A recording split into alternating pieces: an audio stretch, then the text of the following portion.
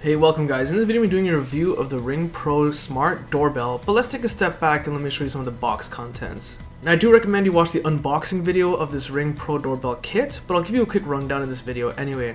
So out of the box you're getting the screwdriver, which actually has dual-sided edges on it, which is actually quite helpful because you'll have to, use different size fittings depending on what you're doing and part of the installation of the Ring Doorbell itself. You have a drill bit included in case you have to drill a hole through your wall for fitting some screws in, and there are 4 faceplates included. Now one will be on the doorbell itself, I'll be showing you guys, and those are the other 3 colors that are included in the box. Okay, so Ring advertised that installation is pretty easy, but for some people it might be a little difficult. Now here's the thing you have to do, is that the first thing they mentioned is to set up the app on the phone. I actually skipped that and decided to go with the installation of the doorbell itself. I mean, what's the point of setting up the app if for some reason I can't get it to be compatible with my current doorbell setup, right? So the first thing they recommend is turning off the fuse box connection to your doorbell, which is highly recommended for safety reasons.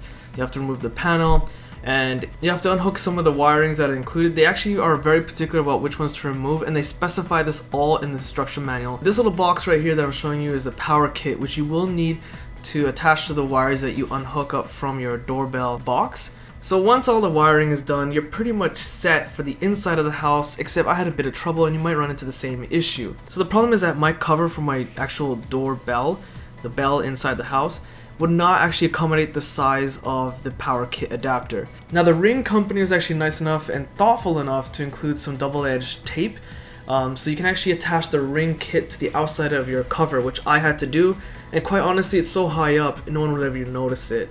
At this point we can actually go outside and work with the doorbell button itself, still making sure that the fuse box is disconnected with power from your old doorbell. This is still important for safety reasons and is mentioned in the Ring doorbell instruction manual.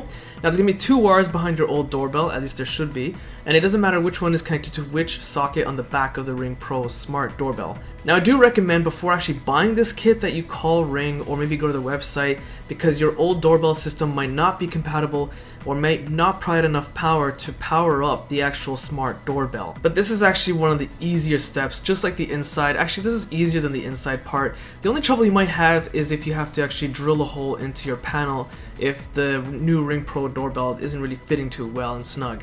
So since the light is flashing and I'm getting a whole bunch of buzzing noises and sounds from the Ring Pro doorbell, I know that my doorbell system, the old one, is actually compatible with the smart doorbell, so I'm going to go back and install the app on my phone. Now at this point it does mention the instruction manual, you have to wait about 2 to 3 minutes for it to kind of power up for the first time, and you can go through the app setup. I noticed that it's best to remove the cover, because it is mentioned that on the side, just below the cover, there's actually like a special reset button you should be pressing for the first time. It's also pretty neat that during the setup you actually get some audio feedback saying, well, you can take a listen for yourself. Your Ring video doorbell is getting ready to connect to your Wi-Fi network. This might take a moment. Rome wasn't built in a day. And that seems to be pretty much it. The setup seemed to be really easy getting it hooked up with my network. Although the first time looking through the camera on my app, I noticed it's in night mode, but I think that's because it's the first time I ever set it up. Afterwards, I never had that issue again. Okay, so at this point, I've actually gone ahead and set all the holes properly that I had to drill into my panel. Now, one thing I want to mention is I noticed that when you ring the doorbell, it's a bit of a delay sending the signal to your smartphone. There's about a 10-second delay when I tested this. Not a big deal, but I do find that kind of strange it takes that long to go through. Another thing I find kind of strange is that when you press the doorbell outside, it chimes inside on your home doorbell, but it also rings outside. Take a listen.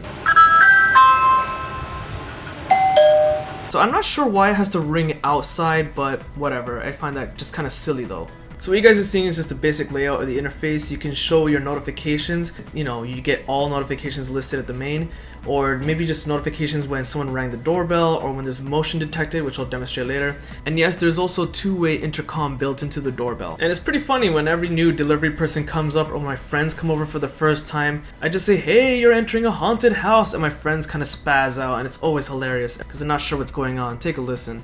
Hello? Amazon delivery. Hi, come in the garage, I'll open it up for you.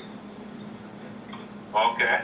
Now going back to those notifications and that motion settings I was telling you guys about, now if you actually go through the settings, you can see what's live. Maybe someone went through your motions area that you set. So if you tap your product itself in the app, you can get notifications when someone rings your doorbell or someone goes in your motion area.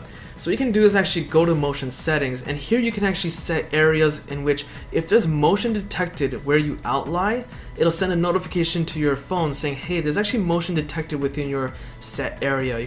There's a lot of customization here in terms of the shape and size and area you want to cover. And it's not just limited to one zone, that's what they call them. You can add a new one if you want to. It's pretty neat. The next option within the app I want to demonstrate is live view, which is literally a live view of what's happening. You'll notice that my view is at a weird angle of where my door is because the original doorbell setup was done stupidly, straight up. But thankfully the smart doorbell is a 1080p camera and it has a wide angle lens, so despite it being on such a bizarre angle as I demonstrated with the Amazon delivery person for example, I can always see who's right at the doorbell and ringing my doorbell. Double tapping on what's being portrayed will actually zoom in and you can kind of just shift around a little bit. And there's actually additional options available, like say shared users. So I've actually shared this accessibility with my wife's phone. She's able to access what's going on with the Ring doorbell as well. You can add additional services from other smart products like ADT services, Wemo. In fact, if you want additional chime alert, when someone rings your doorbell in your house, you can actually purchase them sold separately from Ring's website. Now there is also a plan you can purchase for $3 US a month or $30 US a year, in which you can stream and store data from their cloud storage service. Although what I find totally lame here in 2016 is kind of a ripoff, is that Ring does not allow you to store your video content on a storage device on your local network. And all those videos that are stored on the cloud storage service you can actually access through a website on your computer. You have the ability to download them, delete them, review them. You also have that ability on your smartphone app as well. Of course, I cannot go without a nighttime demonstration, so I just have my light flashing there. You see 3 LED lights kind of blinking.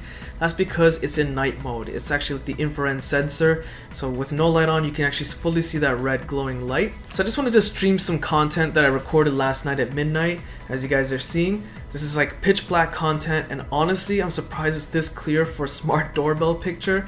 It looks great. My old doorbell was in such a poorly placed position that I was kind of concerned to be able to see who's ringing my doorbell with the Ring Pro, but that's not a problem thanks to that wide angle lens.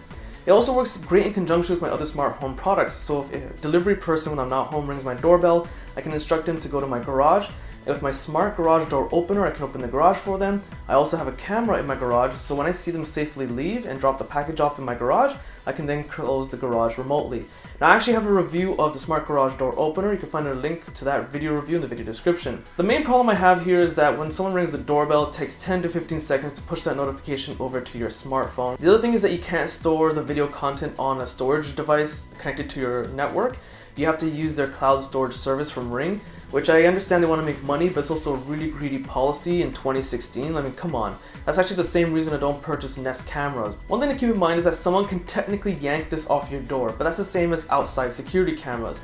The only thing is that if they steal it, it would be useless because the power kit adapter is connected inside your house. Definitely a great smart home product, especially if you're looking to get more. And I'll definitely have more smart home video products on my YouTube channel coming up as more release. With that said, be sure to check out my Facebook, Google+, Twitter, Instagram links in the video description. Hit that like button, it does help, subscribe, and thanks for watching.